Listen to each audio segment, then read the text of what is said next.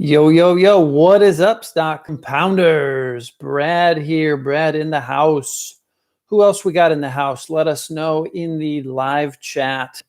So it is 13F season, just shy of 13F season. There aren't many 13Fs out yet, but guys, they're going to be flooding the inbox in the next couple of days. Very exciting.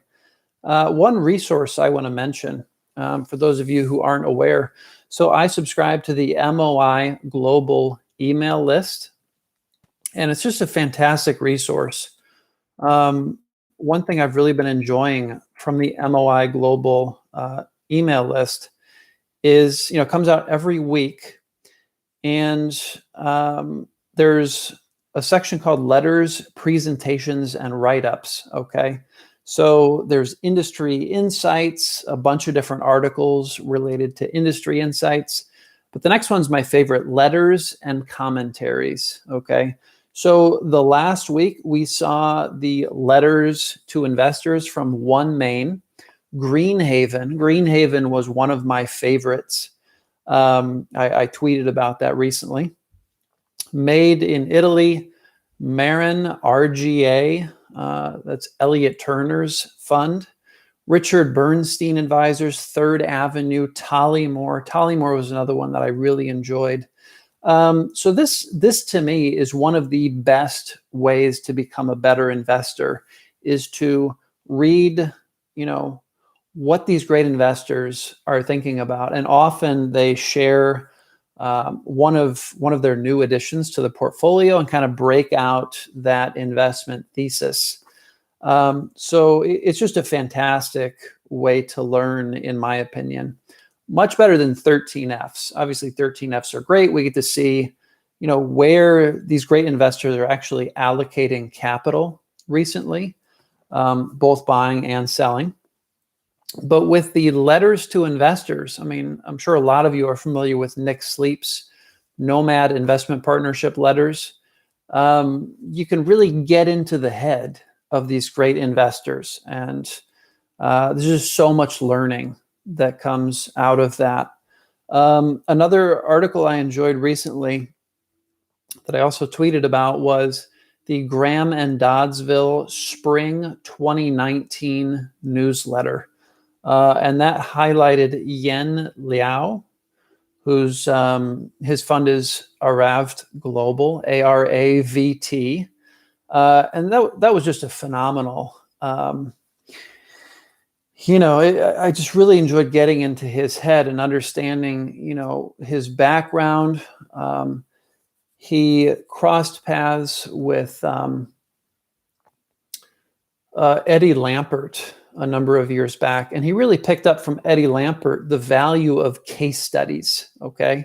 And so how Yen started his fund basically was he looked at what are the best performing equities, right? The best performing securities. I think he went beyond equities over the last 26 years. And, what are the patterns that are noticeable in, and there were 3 different patterns that he kind of uncovered doing that research. And he still uses those frameworks today that he was able to uncover from doing that research like 10 years or so ago, back when he started his fund. So that's been fantastic to kind of comb through. You can see his holdings. He has like 600 million in assets under management. So he files 13Fs. That's definitely one I'm going to be paying attention to for Q3 of 2021. He also did a really insightful talk, The Game Within the Game. I think that was at the microcap conference. It's on YouTube. This was pointed out through Tobias Carlisle in his recent newsletter. I think they also talked about it on the live stream that Tobias does every week with Bill Brewster. It was just really good stuff. The Game Within the Game. So check that out if you guys haven't seen that. So we got Rohan. Have you looked into Discovery stock? So I own a little bit of Discovery it came up on my magic formula screener. So I have a small subset of my portfolio invested in magic formula stocks. Many of you who have probably seen those videos where I use magic formula as like top of the funnel screener, and then I apply a few additional filters to those magic formula stocks. Every quarter, I buy 5 magic formula stocks. And Discovery made the cut. I think it was the first quarter that I bought in the magic formula. But I haven't done a deep dive on Discovery. I know a few of my investing friends are interested in Discovery. So I think, was it Chris Bloomstrand recently bought into Discovery? Maybe I don't have to guess. Let's just take a look at that in Dataroma. So if you type the ticker in the top right, you can see which super investors. So Michael Price bought in the second quarter. Hillman Value Fund bought in the second quarter. And Lee Ainsley added quite a bit, although it's still a very small percentage of the total portfolio. But there's a few different share classes for Discovery. So that's DISCA that I just looked at. Let's look at DISCK. Michael Burry bought into that pretty heavy, looks like 18% of the portfolio. Now keep in mind, this is just 18% of the equity portfolio. Michael Burry does a lot with options.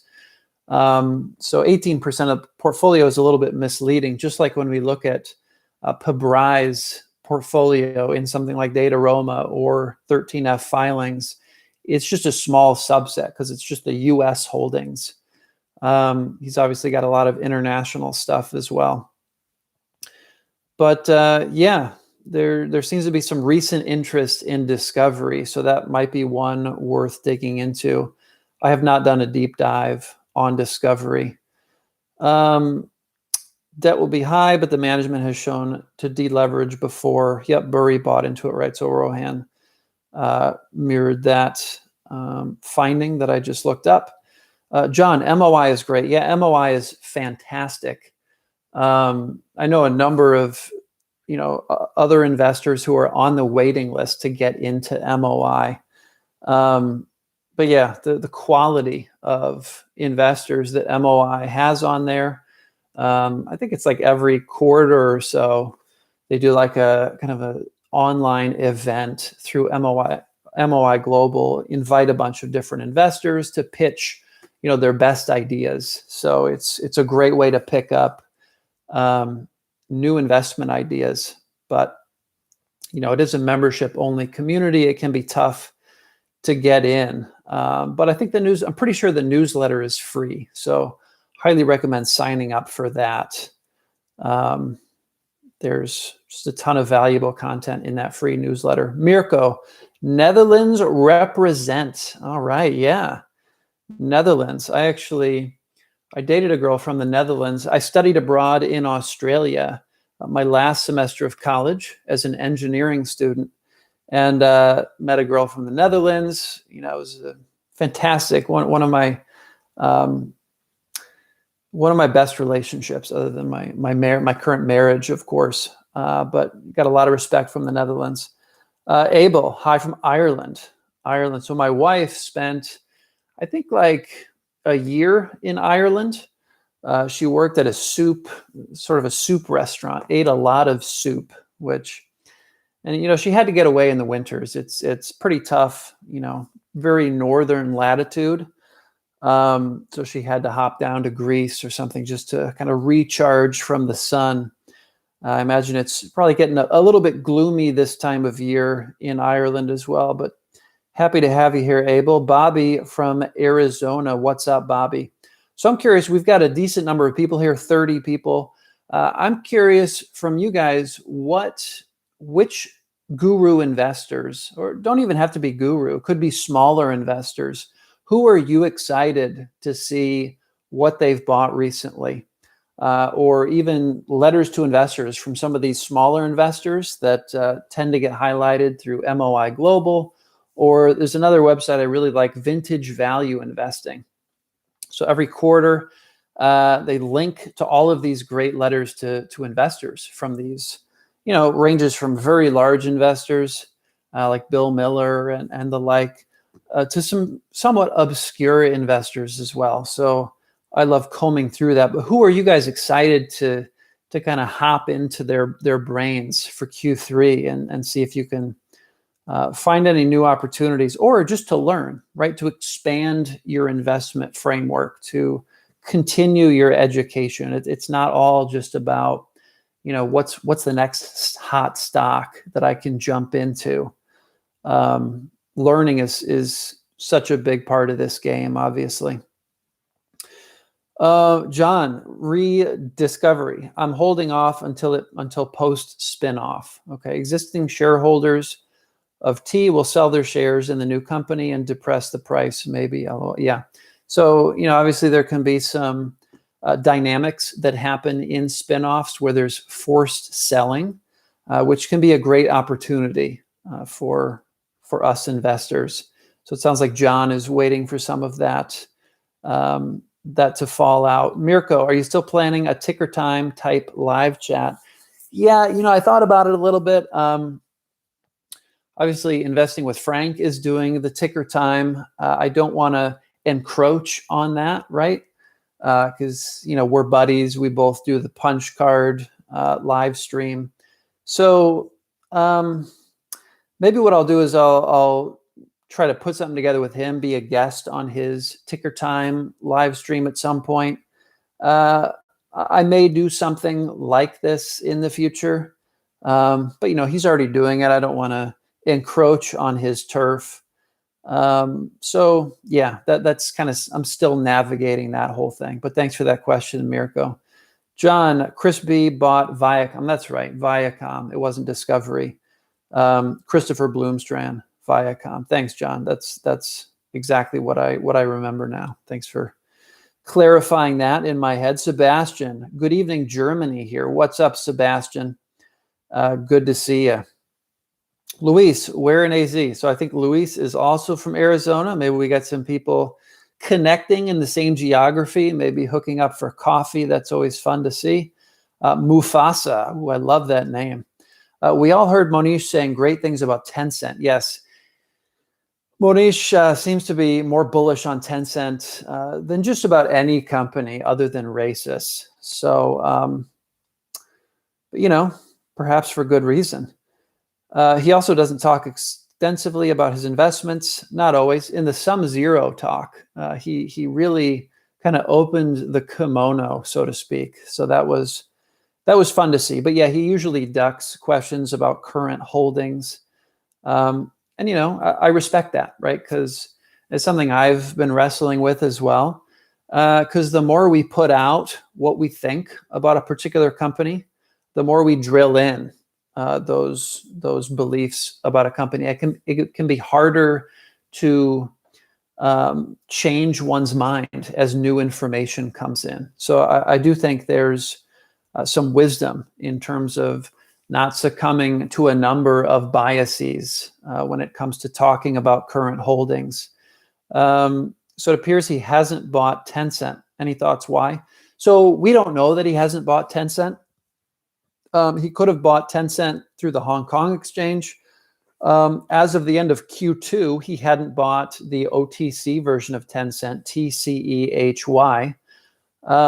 But we don't know. He could have exposure to it through Naspers, through Prosus, which he could have bought. Naspers through the South African exchange, Prosus through Amsterdam. So we just don't know if Pabrai owns Tencent or has exposure to Tencent. My guess is he does. I'm guessing he owns Prosus. I don't have any evidence for that. But that, if I had to guess, I think Pabrai has exposure to Tencent through Prosus, bought through the Amsterdam exchange. So again, we have nothing to be able to verify that. So it's all speculation. None of this is advice, of course, but that's my guess. Rohan, thank you for your thoughts. Absolutely. Mirko, you guys, I love when you chat with each other. You bring so much more value to the community than just what I can provide. So Definitely don't be shy about cross-talking or chatting with each other in the live chat. Let's see. Luis, you guys are really chatting with each other. Hussam, Smithson and Funsmith. Yeah, what about it, Hussam? Both funds that I've really been tracking recently. I don't think there was any activity in Smithson recently. I'm pretty sure I looked at that. Every month they put out a fact sheet and kind of talk about what the changes were. So for Smithson in October 2021, there were no outright sales or purchases of holdings made in the month. Okay, so it's possible they've been adding to or trimming positions in the portfolio, and they're just not inclined to share those moves. But when they do have a new position, they tend to highlight that in the fact sheets. Often they'll still be buying, so they won't reveal what position it is until they have a full position. But they do talk about that in the portfolio comments in those fact sheets. I think the most recent buy in Smithson was Wingstop. Okay, and I think that was back in like March or April. So might be worth taking a look at Wingstop if you're looking for something smaller. And I don't think Wingstop is that small. I think it might be, well, let me not guess. Let me look it up in ticker. Wingstop, what's the market cap on that?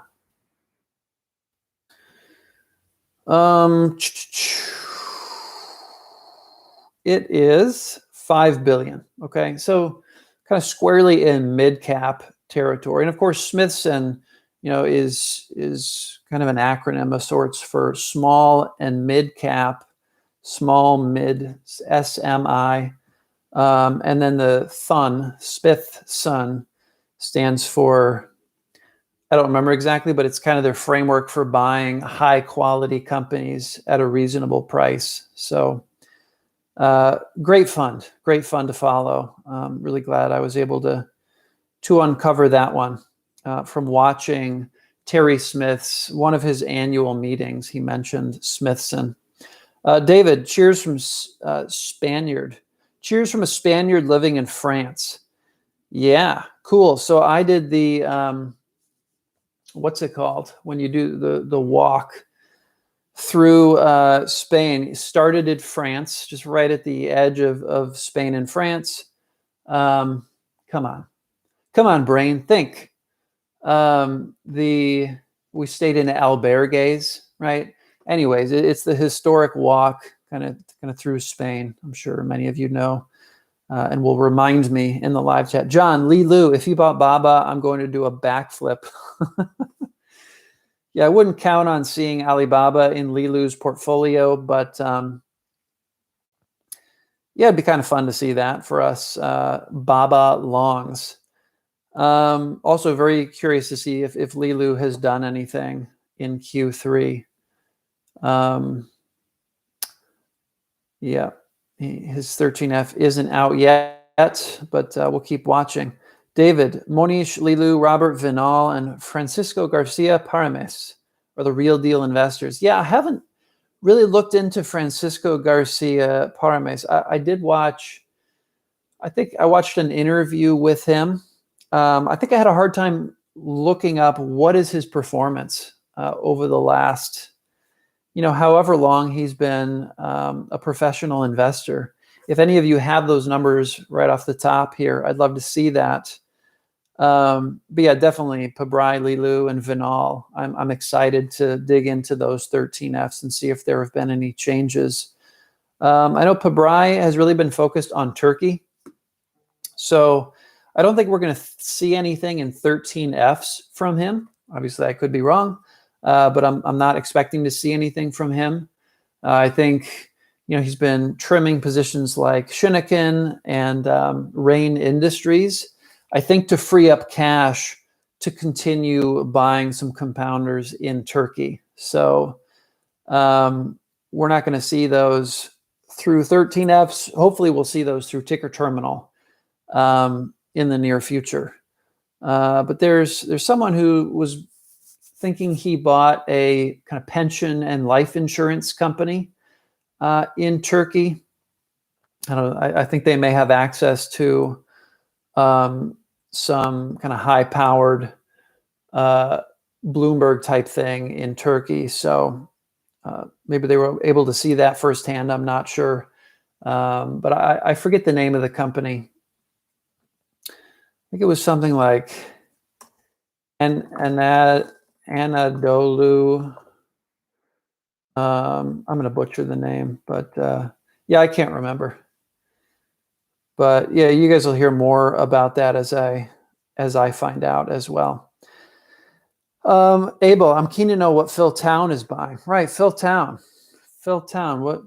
I haven't really been thinking about Phil Town much. Let's see if there's anything out from the World Funds Trust for Phil Town. Sometimes his stuff comes out earlier than other 13F filings. No, I don't think we've got anything out yet for Phil Town. So again, the way I find that, I just go to sec.gov. I look up World Funds Trust, and Rule 1 Fund is one of the portfolios under that umbrella of the World Funds Trust. So you got to kind of just click on a bunch of these different filings. Usually it's under NPort-P. There's a bunch of them. You click through and find the one for the Rule 1 Fund to see what Phil Town's been up to. David, I would really like to know the investments outside USA from all the famous ones in Dataroma, for example. Yeah, so the easiest way to find that, David, is to just look through Ticker Terminal. I'm not sure if you're familiar with that. If you guys aren't in Ticker Terminal, I'm happy to share my link to get in. You've got to have a link from someone who's already a member. And you just go to the left side, click Track Investing Gurus, and then you can type in the name of the fund to see if it's tracked in Ticker Terminal. And it shows not only the 13F holdings, but a lot of holdings outside of the US as well. For example, if I just type Berkshire Hathaway, most of these are in the US, but you scroll down, you're going to find Japan 5% filing. So Itochu Corp in Japan, Berkshire Hathaway owns more than 5% of the outstanding shares for Itochu Corp. Okay, just over 5% of the shares outstanding, and that looks like that was bought maybe sometime about a year ago in August of 2020, and then there's another Japan 5% filing. So there's a couple Japanese holdings within Berkshire Hathaway. I don't think there's much outside of the US and Japan, but that's one of my favorite uses for Ticker Terminal, is to find these international holdings for super investors. There's also one that's popping up for Italy. Okay. So Berkshire owns an Italian insurance company as well, which shows up in Ticker Terminal. So kind of fun to play around with that. I noticed Michael Burry does a fair bit outside of the US as well. And of course, something like Fairfax, you're going to find a lot in there. And there's one I was thinking of, but it's gone now. So that's okay. So check that out, David. Rohan, Tencent's quarterly results came out today. Need to go through the call transcript. Yep. I haven't checked that out yet either, but that'll be a fun one to dig through. I do have exposure to Tencent through Prosus. So just a disclosure there, I own Prosus. Let's see, just one. Hey everyone, tuning in from Poland to the question. I'm waiting for Saga Partners. So I forget who is involved with Saga. Oh, I keep wanting to say Saga. It's probably not that. Joe Frankenfield. So I follow him on Twitter. I think the fund has only been around for like 4 years. But pretty incredible performance, 41% annualized returns over those 4 years. And I'm just going to take a quick look at what kinds of companies Saga owns. Saga Partners? No. Maybe it's not. It might not be in ticker. It is over 100 million AUM. But yeah, it may just not be one of the ones that are tracked by ticker. I'm not seeing it in here. But yeah, Joe Frankenfield seems like a really smart guy. Also, I just want to give you guys an inside nugget here. So I tweeted out something about Greenhaven Road, and that's Scott Miller, who runs Greenhaven Road. And he actually sent me a DM on Twitter thanking me for including him in that list I put together of super investors. And I put in that list his performance over the last 9-10 years has been 21% per year.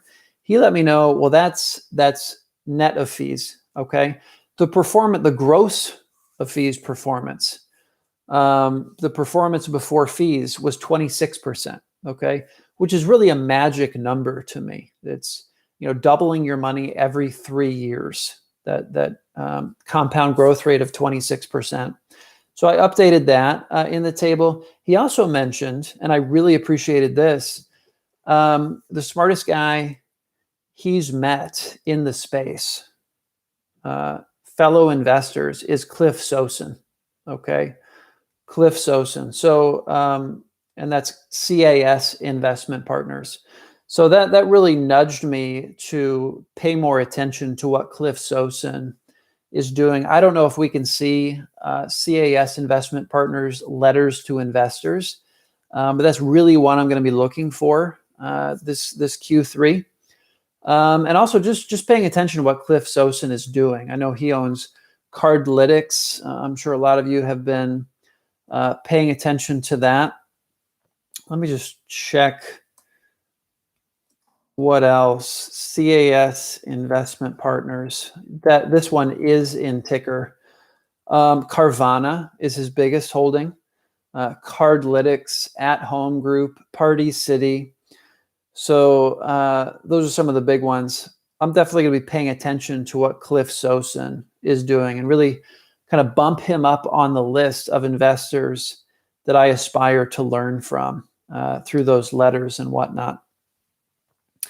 So thanks for that question, Just One. You triggered that. Yeah, the Cliff Sosin is kind of at the top of my list here. And Rosenblum's, yeah. So Bonsai Partners. Hopefully that letter will be coming out soon. And curious to see if Andrew Rosenblum has bought anything recently. I know he bought that small cap in China. Redbubble, he's been bullish on. Micron, he's also been bullish on. So looking forward to that. Mohnish was extremely excited, thinking that he overcame the master when he said he got races for 4 cents on the dollar, and Buffett never got that. I don't think he was talking. Was he talking about Buffett when he was talking about 4 cents on the dollar? I think he was referring to Nick Sleep. Nick Sleep on steroids, right? This racist investment for him. He thinks is Nick Sleep on steroids. So I don't think he was referring to Buffett. But yeah, he's pretty excited about both races, and he's excited about Tencent. I'm sure he'd be a lot more excited about Tencent if it was kind of in the journey when Kuzbecker discovered Tencent back when it was sub 100 million, definitely sub 500 million. But it sounds like Pabrai thinks there's a reasonable chance that Tencent could 10x in the next 10 or 15 years. Okay, and that says a lot for a public company that's in, I think it's one of the 15 or 20 largest companies in the world, okay, by market cap. So that's saying a lot that he thinks it could 10x from here. in the foreseeable future. So it'll be fun to see how both Races and Tencent play out moving forward. Pete, hey Brad, excellent channel. Thanks, Pete. Thanks for all you do. What's the first metric you dive into when starting into a company?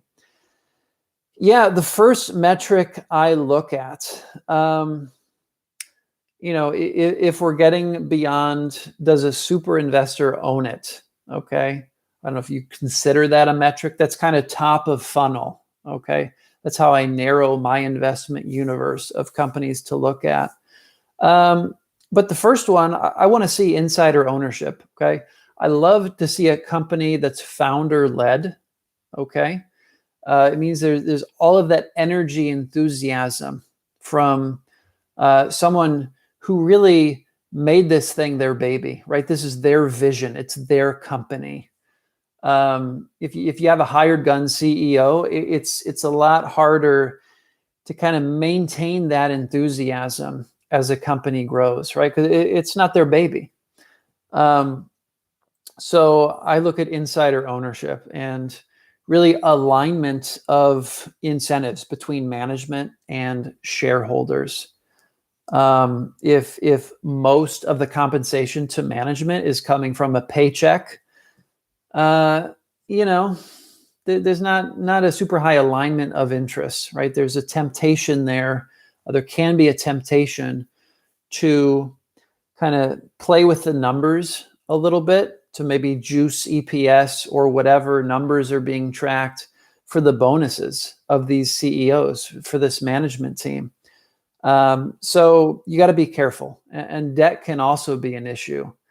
It's not that scary for a CEO to raise a lot of debt to fund growth or acquisitions or whatever they want to raise money for.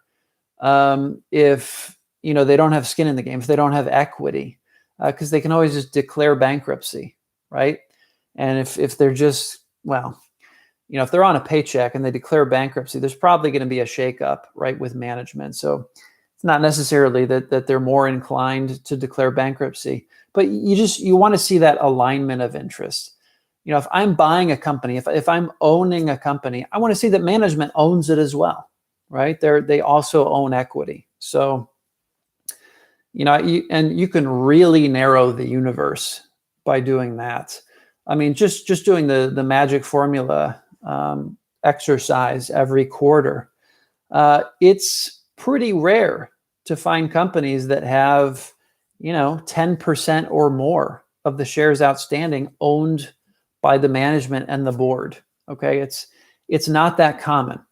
So if all you're doing is funneling based on what great investors have bought and which companies have a lot of skin in the game, that is a vastly smaller pool of companies you're going to be looking at from the 50,000 public companies in the global universe. So, that's one that I really pay attention to.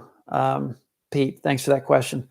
Rohan, something I've realized recently is small and microcap is where the real opportunity is, but the future of it is so uncertain that a concentrated bet is hard for me. Yeah, I feel you, Rohan. That's really the crux of the issue. And I really encourage you, check out the talk, The Game Within the Game by Yen Liao. So he wrestles with this as well, okay? And I liked the framework he came up with where if you're looking too small, there's so much uncertainty, okay? Because the company hasn't really won the space yet, right? It's very early. There's just far too many outcomes that could happen from that point. But then there's kind of a sweet spot where a company is really ramping, and that's not exactly the term that Yen used. But watch that talk, The Game Within the Game. For me, it provided a little bit more clarity around, okay, I want to be small. I want to be buying small opportunities just to really capitalize on the runway, the growth potential with that. But I don't want to be so small that the risk of a donut right? The risk of the company failing is very high, okay? So I think there is a sweet spot. I'm still working on figuring out where that sweet spot is. But that video might help you kind of discover that for yourself, the game within the game. Let's see, Ryan, I'm intrigued by Ian Cassell. I am too. I wish Ian Cassell's portfolio was public, that we could see it through 13F filings. I'm actually going to look that up real quick. And if you guys have any questions you really want me to tackle, hit the super chat. They'll go to the top, and I'll make sure that I can get to those before the end of the day here. I'm just kind of plowing through the live chat in chronological order.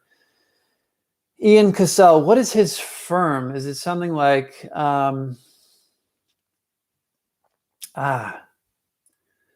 Intelligent Fanatics or something? Let me see if Intelligent shows up as a firm name. Intelligent Worth, Intelligent Investing. I should type Intelligent Fanatics. Fantatic. It's not Fantatics, Fanatics. Yeah, so there is Intelligent Fanatics Capital Management.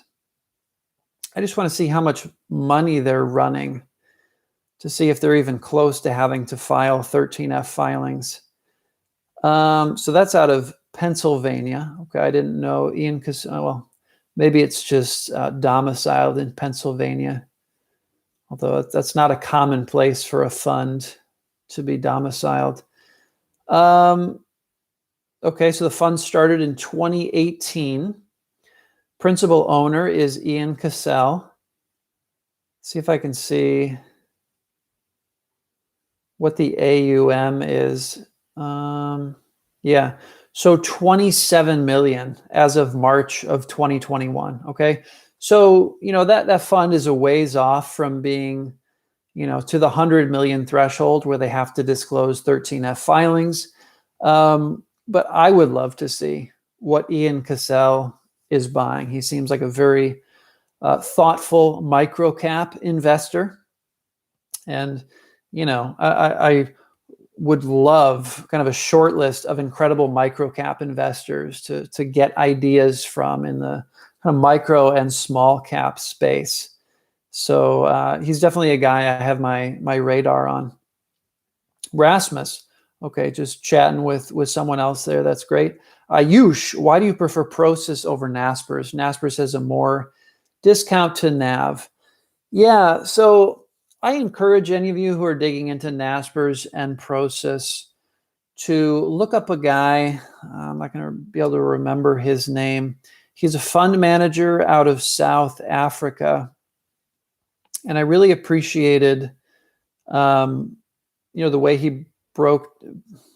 he breaks down Naspers and Prosus. If you guys look at who I'm following, it was a while ago. It's probably going to take me a while to find him. Verster.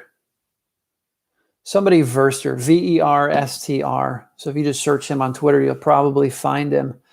But, from my perspective, it seems like management is really shifting their focus from, the assets out of Naspers to focusing on the entity that's headquartered in Amsterdam, which is Prosus.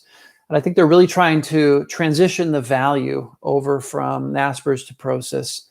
So because of that, I think there's just some tailwinds for equity holders in Prosus, more so than there are in Naspers.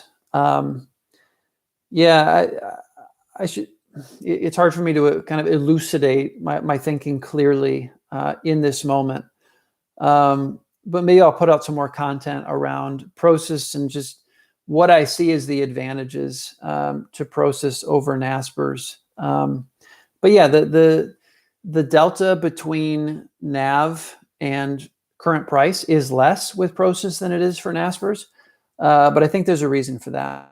I think that there's going to be more value accruing to shareholders of Prosus over time than there is to Naspers. I think that's kind of the high level way that I see it. JJ, when are you moving to North Carolina? Yeah, so I'm planning, if we do take the plunge and move to North Carolina, I think that's going to happen next summer. So summer of 2022. And I don't know how many of you guys have seen this, but Pabrai is moving from Irvine to Austin. Okay. And I think that's happening next month. So many so many people in general moving out of California to places like Texas, to Utah, Colorado, Florida. There's just so many people moving out of California. It's kind of sad. I really call this place home. But I'm excited about North Carolina as well. It's just so green, right? And there's so much rain. You don't have to worry as much about just the long dry season and fire risk, smoke in the air. Yeah. So actually tomorrow we're taking another trip to Asheville, North Carolina, to look at some properties and just get a better feel for what life might be like over there in Asheville. Thanks for that question, JJ. Now that's a shirt I'd wear, Luis says. Baba Longs. Baba Longs. Maybe just one word, Baba Longs. It's fun to say. David, you did Camino de Santiago. Yes, El Camino is the walk that I did in Spain. Thank you, David. They all say it's a wonderful experience. Good for you. Yeah, it was cool. It was cool. We were in a group where one of the guys was from Chicago, and every day he performed a play at the albergue that we would get to at the end of the day. And so that was fun. And, the play related to the culture of Spain. And the one thing I didn't appreciate about the Camino was it seems like most of the food, breakfast every day was like bread, okay? Bread and coffee. I think I gained weight on the Camino, even though I was walking 12 miles a day, just because of how many carbs I was eating. So the food left something to be desired. I'm sure, there's great food in Spain as well. I actually did have some great food kind of on the tail end of the Camino. But in the Camino itself, I found it difficult to find food that really supported that activity of walking 12 miles a day. It wasn't ideal from a nutrition standpoint. Let's see. Linus, why is ASOS running today? What's happening with ASOS today? Why is it running today? Let's see what ASOS has done recently. I don't see it running up today. It's up less than 1%. It seems like it's kind of consolidating. I don't even like using that word. That sounds like a technical analysis word.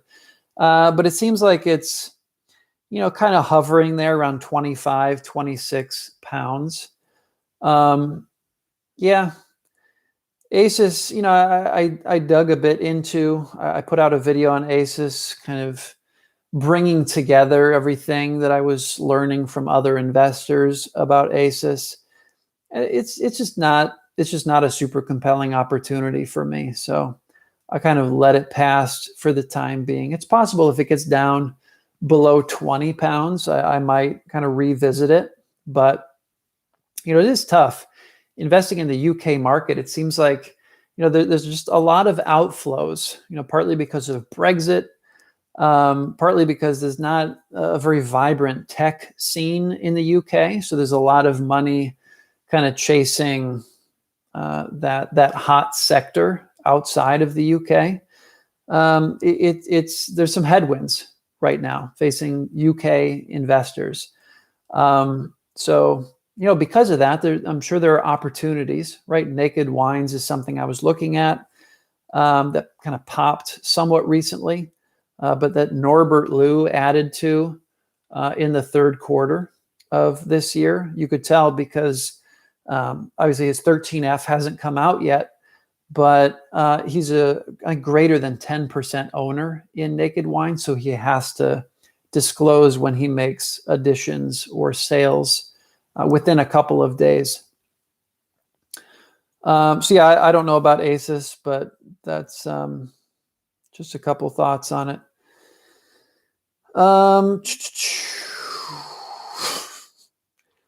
Yeah, lively chat. Again, guys, we're probably going to be wrapping up in about 10 minutes. So if you want to make sure I get to something, hit up that super chat. Or if you just want to support the channel in a different way. Let's see. Where was I?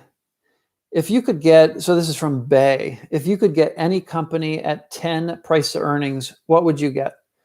Try not to cheese it by choosing a company that has a negative PE. No, I won't do that. Any company at a PE of 10. Boy, it'd be tough to pass up Amazon at a PE of 10. It really would. In terms of public companies, I think Amazon probably gets most of my money every month in terms of shopping at Whole Foods, having an Audible membership, buying books through Amazon. Yeah, Amazon probably gets most of my money. So it seems like it would be logical to buy Amazon if it got that low. So that's kind of my gut response to that, Bay. Luis, ticker is just awesome. Yeah, ticker is phenomenal. I mean, there's a reason so many investors talk about ticker, even, super investors, right? There's a lot of super investors I follow on Twitter, and they talk about ticker fairly often. So it's just an incredible tool for investors. Yep, let's see. Mirko, last year the pharma companies were a big part of the magic formula. I have a quite concentrated portfolio in only a few sectors. China, big tech, and pharma make up over 50%. Wow. Mirko, I'm curious, why such a big chunk in pharma? What is your background in pharma? Do you consider that in your circle of competence? Or do you just see a lot of money flowing out of pharma and a lot of opportunities there? I'm curious why that makes up such a big chunk. But yeah, seems like from time to time, you'll notice a certain sector in the magic formula that's really overweighted. It seems like pharma has been that recently. There are only few super investors who are strong in pharma. Yeah, I think it's a tough industry to really wrap one's head around. Let's see. Rasmus talking to someone else. Verzigel. I'm sorry, I totally butchered that, but I tried. Okay, I feel like that's important. Can't you buy some AirPods with your money? So I have AirPods. They're kind of old, and I don't trust them to last an entire hour of a live stream. So that's why I don't use them for recording videos. But I am due to upgrade my phone. I've got an iPhone 8. Planning on upgrading that. And maybe when I upgrade that, I'll get some new AirPods. And so I'll be able to really rock the new technology for these live streams. Bobby Foster, do you regularly check the Philtown growth screen and value line that you put together? The Philtown, no, I don't. Really the only thing I use value line for these days is if I'm having a hard time finding insider ownership, looking through sec.gov. Sometimes I'll look it up in value line, but that's really all I've used it for. I've thought about paying more attention to the special situations report. I think that's a monthly report put out by Value Line. But yeah, I haven't looked at those Philtown growth screen numbers. That was just kind of an experiment I was doing for a video a while back. Let's see, Bobby, have you done a deep dive on Daily Journal? I wouldn't say it's a deep dive. Matt Peterson did some really good work on Daily Journal, much better than I would do. He went to the length of Daily Journal Technologies, was having like a weekend, what do you call it? Like a weekend event. I don't know, where people who are using Daily Journal Technologies or interested in it all come together and they get some training, right, on how to use it. And Matt Peterson went to that. He wasn't able to get in to the seminars because, you know, he wasn't a subscriber to Daily Journal Technologies, but he sat in the lobby, okay? And between sessions, as people were going from one room to the other, he would interview people about Daily Journal Technologies, okay, this software product. And, you know, I just like, wow, that is awesome, okay? That is really doing the diligence, right? Getting into the weeds, getting information directly from customers of that product to try to really fill out his investment thesis for Daily Journal. And I think, yeah, I saw that in a Sum Zero write-up for Daily Journal. So you guys, many of you probably aren't going to have access to that. But, you know, Matt Peterson has also talked quite a bit about Daily Journal in some podcasts. He had an interview with Tobias Carlisle. So check those things out if you guys want to dive deeper. Actually, Mohnish Pabrai mentioned Daily Journal in his annual meeting. Okay. Don't ask me how I know that. But he mentioned Daily Journal right at the end. He was asked, you know, have you thought about investing in Daily Journal? I know you're close with Charlie Munger. And basically he said, you know, I wouldn't be able to get any special information from Charlie. And he thinks, you know, that it's an uphill battle. What Daily Journal's Technologies is the space they're venturing into. There's a lot of headwinds. So, you know, and that's really what I've been waiting for with Daily Journal. I know how close Pabrai and Charlie Munger are. I figure if the investment opportunity with Daily Journal is compelling, we're going to see Pabrai buy into that. And so that's just kind of an easy way to filter that out of consideration for me. Although on the flip side, Matt Peterson and Pabrai also seem like they have a relationship, right? And to see Matt Peterson buy in and Pabrai stay on the outside, I don't know. It could be something worth looking at, just from a pure kind of cloner level. But I haven't done too much digging into Daily Journal. But yeah, Bobby, you mentioned Matt Peterson. Poor company morale via Glassdoor. So I assume you're talking about Daily Journal, Bobby, that there's perhaps poor company morale. Yeah, I'm not sure, but that's definitely something worth digging into, right? The company culture. What is it like to work for that company? Are people excited to kind of go into work? I think that's a really important thing for identifying businesses that have long runways. So that's an important nugget there. David, you don't need to go all in, but at 10% of your money will eventually make more than the other 9 bets with the other 90%. If the analysis is correct and you have patience. Yeah, this is really getting at, you know, if you have a 10 bet portfolio or something like that, and you're able to knock one out of the park, right? You're able to knock just one of these out of the park, where you've got maybe 100 bagger or something like that. It doesn't matter what happens with the rest of the portfolio. And the math is very easy, right? Let's say you're running a $100,000 portfolio and you make a $10,000 bet on one company and it's 100x, right? That $10,000 position becomes $1 million. Okay. So your whole portfolio has gone from 100,000 to $1 million on just one bet. Okay. Even if everything else goes to zero. Obviously it's hard to identify 100 baggers. Even great investors, they typically only have maybe a couple 100 baggers in the portfolio. Not only that they've been able to identify those great businesses, but they've been able to hold on. I think Chris Meyer wrote in his book, 100 Baggers, on average, it takes these 100 baggers like 25 years to become 100 baggers. So it's not just about identifying the great opportunities. It's equally, you need both, right? It's equally about holding on for long enough to realize those kind of gains from a great business. So it's hard. It's hard on both ends.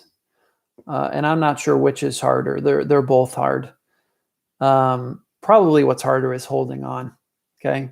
Because especially in the US, we're so geared towards action, right? We're trained that the more we do, the more output we have, the bigger our rewards are going to be. And with a game like investing, that's not necessarily true, okay? If you're tinkering too much with the portfolio, right, too much activity, too much action, you're probably going to end up selling those great companies way too early, okay?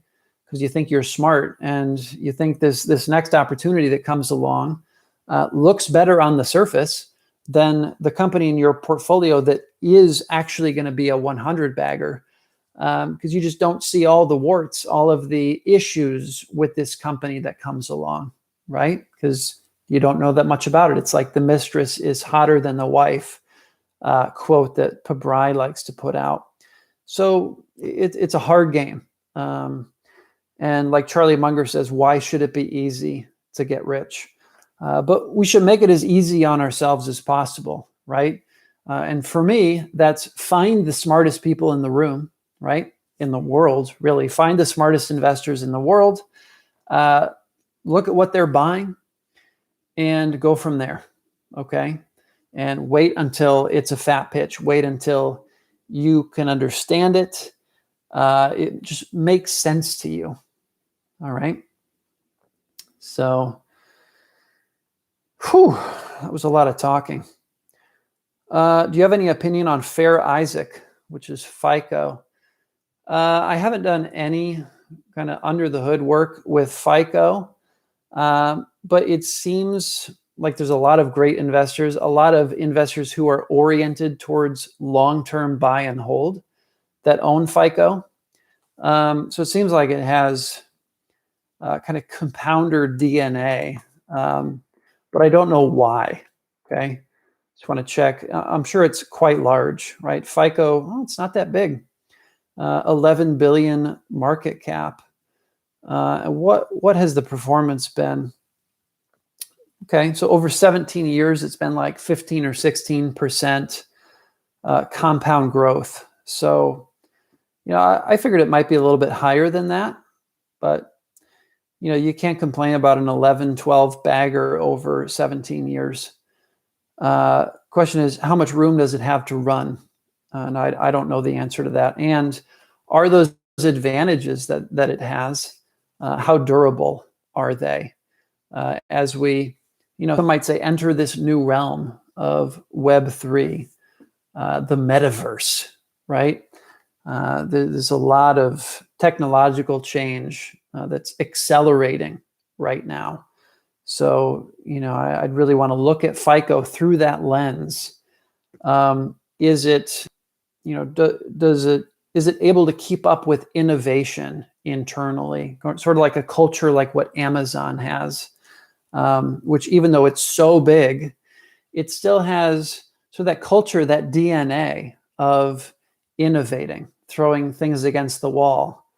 So I'd want to know if FICO has that culture as well. Charwak. So this might be the last one. We're coming up on 1 hour here. Charwak, are you sold on the metaverse? By that, do you mean Facebook or the whole concept of the metaverse? What timeline do you think is reasonable to see it become as big as our current non-meta paradigm? So these are all very big questions. I'm really just kind of starting my learning around the metaverse. Chris Dixon seems like a pretty smart guy to follow in the space. He's a partner at Andreessen Horowitz. I also really like Tim Ferriss's recent podcast with Chris Dixon and Naval Ravikant. For those of you who are interested in kind of going, into the deep end of Web3 and that kind of stuff, and blockchain, everything that's unfolding before our eyes with Facebook's, name switch to Meta and all that. I am very much at the beginning of learning about all that, but check out Tim Ferriss's podcast on that one. All right, guys, I will wrap it there. It has been an hour. Thank you all for being here. Thank you so much for, spending the time with me in the live chat here, asking questions, talking to each other. It's phenomenal what this channel is turning into, and it's so much more than me. And I have each of you to thank for that. So with that, I will leave you guys. Happy compounding. Good luck with those 13 Fs. I hope you find lots of goodies in there. And that's a lot of the content that you're going to be seeing from me in the next week or two, is digging into what great investors have bought recently. So I'll leave it there, and I will see you all in the next one. Take care.